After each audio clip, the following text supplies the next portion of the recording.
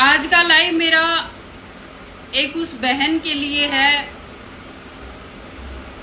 जो अपने सपनों को साकार करने के लिए आए दिन कॉलेज जाती थी और कॉलेज जाने के बाद आकर के बच्चों को पढ़ाती थी। जो एक शिष्य गुरु को ज्ञान देता है, गुरु एक शिष्य को ज्ञान देता है, लेकिन कुछ गद्दार, कुछ घटिया दरिंदे जिन्होंने उस सुनहरे भविष्य को देखने वाली मनीषा उसको सदा के लिए चुप कर दिया। और चुप ही क्या कर दिया, मैं तो कहती हूं कि जो उसके दामन पे दाग लगा है वो हर उस नारी के दामन पे दाग है जो घर से बाहर तो निकलती है अपने सपनों को साकार करने के लिए, लेकिन कुछ दरिंदे भेड़िए जो उनका इंतजार कर रहे होते हैं और घर पहुंचने से पहले ही उनका शिकार कर लेते हैं। ऐसे दरिंदे भेड़ियों को मैं हरियाणा सरकार के सीएम साहब से हाथ जोड़ करके विनती करती हूं कि सीएम साहब, एक तरफ तो बीजेपी बहन बेटियों को सुरक्षा के लिए, पढ़ाई के लिए, हर कदम पे आगे रहने के लिए कहती है, और दूसरी तरफ हमारी जो बहन बेटियां हैं वो घर से बाहर रखने पैर जब रखती हैं उससे पहले उनको डर लगता है कि क्या पता हम बाहर जाएंगे तो हम घर पे वापस आएंगे या नहीं आएंगे। ऐसा क्यों? ऐसा आखिर क्यों हो रहा है? आप अगर हमारी सुरक्षा करने की जिम्मेदारी लेते हैं तो वोटों तक ही सीमित रह करके क्यों लेते हैं? क्या वोटों तक ही हमारी सुरक्षा है क्या? भाई, अगर वोटों की राजनीति है तो बहन बेटियों को बीच में ना लाओ। और अगर आप कहते हो कि हम बहन बेटियों की रक्षा करते हैं तो मैं कहती हूं अगर आपसे हमारी रक्षा नहीं होती तो हर उस बहन को लाइसेंस दे दीजिए ताकि वो हर बहन अपनी सुरक्षा खुद कर सके। जब लाइसेंस मिल जाएगा और जब पिस्टल हमारे पास होगी तो किसी दरिंदे की हिम्मत नहीं होगी हमारी तरफ देखने की। और ये भी नहीं होता तो मैं मेरी बहनों से कहती हूँ, जो आप पढ़ती हैं, बाहर जाते आते हैं, तो हमारी छोटी सी जो कटारी होती है, कटारी समझते हैं ना, कटारी तलवार रूपी कटारी होती है, उसको कटारी को पास रखिए। भगवान ना चाहे अगर मनीषा की तरह कोई भी ऐसा कांड होता दिखे तो कम से कम साड़े का हाथ या पैर काटने के काबिल तो हो।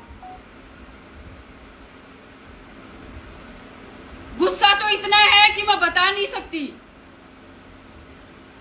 अभी तो सिर्फ मैं सरकार से हाथ जोड़ के विनती करती हूं कि उन हत्यारों को जल्द से जल्द गिरफ्तार किया जाए और बीच चौराहे पे ला करके उनको फांसी दी जाए, ताकि उन गद्दारों के लिए और ऐसे हत्यारों के लिए ये सबक हो कि किसी बहन बेटी की तरफ देखोगे तो तुम्हारा अंजाम ये होगा। लेकिन इसके लिए हमारे सीएम साहब जो हरियाणा के हैं ना, उनको पहला कदम उठाना पड़ेगा। सबसे पहले आए दिन अगर ऐसे ही हत्याएं होती रही तो कहां से बेटियां पैदा करेंगे लोग? मुझे बताइए, बेटी पैदा करने से डरेंगे? बेटी भी जाती है और इज्जत भी जाती है। बताइए कैसे माँ बाप जिएंगे? हम पाल पोस करके इतनी जो बच्चे होते हैं ना, पाल पोस के कलेजे के लगा करके उनको बड़ा करते हैं, खून पसीना अपना पिला करके पैदा करते हैं उनको। और ऐसे दरिंदे जिनको एक घंटा नहीं लगता उन बहन बेटियों को गला काट के मार देते हैं। अरे उस बेटी की एक बात बताइए, जब उस बेटी के साथ ये सब हो रहा था क्या बीती होगी उसके ऊपर? जिसकी गर्दन अटकी हुई है थोड़ी सी, जिसके मुंह में तेजाब डाली गई है, जिसकी आंखें फोड़ दी गई हैं, सोचिए। अरे शरीर कांप उठता है ऐसी बातें सुनते हैं तब कि हम भी किसी की बेटी हैं और हम भी बाहर जाते आते हैं। लेकिन मैं, जितने भी मेरे बहन भाई सुन रहे हैं, वैसे तो मैं आप सबको सदैव बताती हूँ, लेकिन मैं दोबारा से मैं फिर बता रही हूं कि बहन बेटियों को रील से निकालो और रियल में हीरो बनाना हो। उनको तलवार चलाना सिखाओ, लाठी चलाना सिखाओ। खुद की सेल्फ डिफेंस में जब वो खड़ी हो जाएंगी ना, तो किसी दरिंदे की, किसी कुत्ते की हिम्मत नहीं होगी हमारी बहन बेटियों की तरफ आंख भी उठा ले। अब हरियाणा की सरकार से मैं कह चुकी हूं कि जल्द से जल्द आपने 72 घंटे का जो टाइम दिया है, 72 घंटे के अंदर उन हत्यारों को पकड़ा जाए और एन चौराहे पे ला करके जनता के सामने, उस माँ बाप के सामने उन हत्यारों को फांसी दी जाए, फांसी। अगर ऐसा नहीं होता है तो मैं पूरी करनी सेना को लेकर के वहां पहुंचूंगी और फिर क्या होगा मुझे नहीं पता, क्योंकि ये करनी सेना बहन बेटियों की जो सुरक्षा है ना, जहां जिसकी मैं कहती हूँ जहां जिसको जरूरत होती है ना, ये करनी सेना उसी के लिए बनाई गई है। बहन बेटियों की आबरू ऐसे तार तार नहीं होने देंगे हम। क्या बीती होगी उन माँ बाप पे, कोई सोचा है क्या किसी ने? अब उसका मैंने अभी देखा थोड़ी देर पहले कि एक लेटर निकाला जाता है कि सुसाइड की है। अरे सुसाइड करेगा वो क्या तेजाब अपने ऊपर अपने गले में डाल लेगा? क्या सुसाइड करेगा वो अपनी गर्दन काट के इतनी सी अटका लेगा? क्या सुसाइड करेगा वो अपनी आंखें निकाल लेगा क्या? शर्म करो, शर्म शर्म करो। ऐसी नियायती घटिया सोच मत रखो। आपके घर में भी माँ बेटी बहन है, जिस दिन उन पे बीतेगी ना आपको पता चल जाएगा कि किसकी बहन बेटी को कैसे कैसे ऐसे कूड़े करकट की तरह फेंका जाता है। ऐसे सुसाइड नोट नहीं बनते। और सुसाइड नोट मुझे बताइए कि उस लड़की को दिक्कत कहां थी? वो 19 साल की, सिर्फ 19 साल की है,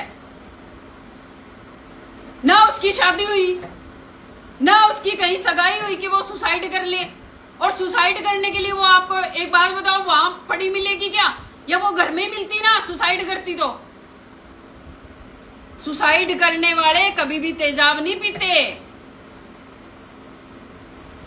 ये चेतावनी है मेरी। मैं कह देती हूँ अगर इस बहन को न्याय नहीं मिला तो मैं कहती हूँ 72 घंटे के बाद रोड जाम और हरियाणा जाम करने के लिए करनी सेना पहुंच जाएगी। फिर मैं इसके लिए जिम्मेदार नहीं रहूंगी, क्योंकि मैं अपना आपा इस चीज में खो चुकी हूँ। मुझे ऐसे कांड पसंद नहीं है, घृणा आती है मुझे ऐसे लोगों से।